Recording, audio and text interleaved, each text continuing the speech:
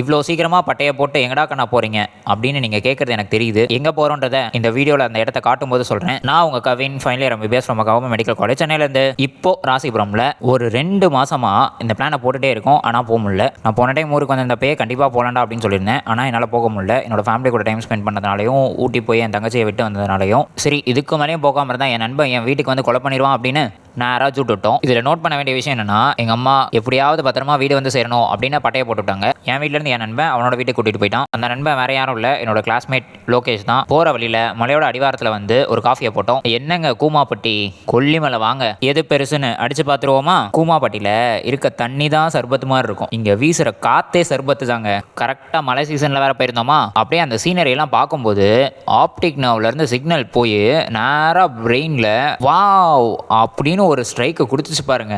ஹில்ஸ்லாம் ஓட்டி எனக்கு பழக்கம் இல்லை. ஓட்டினா சாலா மறுகையான ஆயிரும்னு ஓட்டாமலே இருந்துட்டேன். அங்கே போய் ஒரு இடத்துல நிறுத்தி வீடியோஸ் ஃபோட்டோஸ்லாம் எடுத்துகிட்டு இருந்தோம். டே மச்சான் நானே எடுக்கிறேன்டா அப்படின்னு என்கிட்ட லோகேஷ் கேட்டான். அவங்ககிட்டையும் கொடுத்தாச்சு. அங்கே பார்த்தா நம்ம குரங்கு ப்ரோ இங்கே இருக்காரு.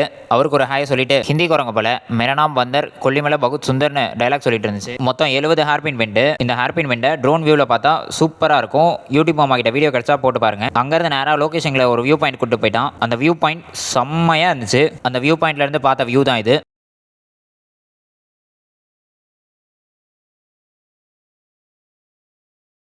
என் ஊர் பக்கத்தில் இப்படி ஒரு இடமா அப்படின்னு ஃபர்ஸ்ட் டைம் வந்தப்போ ஷாக் ஆன இடம் இது. அங்கே போயிட்டு 4-5 ஃபோட்டோஸ்லாம் எடுத்துகிட்டு ஏங்க கூமாப்பட்டி போகாதீங்க கொல்லிமலை வாங்க அப்படின்னு அங்கே ஒரு வீடியோவை எடுத்துகிட்டு கரெக்டாக கொல்லிமலையிலேருந்து கிளம்பும்போது நம்ம லோகேஷ் ப்ரோ ஃபோனை மிஸ் பண்ணிவிட்டு அவர் கதர் இருக்கே என் கண்ணில் இன்னும் இருக்குது. நல்ல நல்ல ஸ்பாட்டாக நிறுத்தி அங்கேயும் ஒரு சில ஃபோட்டோஸ் எடுத்துகிட்டு இங்கே கொல்லிமலையில் ஆகாய கங்கை அப்படின்னு ஒரு ஃபால்ஸ் இருக்குது. அந்த ஃபால்ஸுக்கு மட்டும் நீங்கள் வந்தீங்கன்னா கீழே இறங்கிடுவீங்க.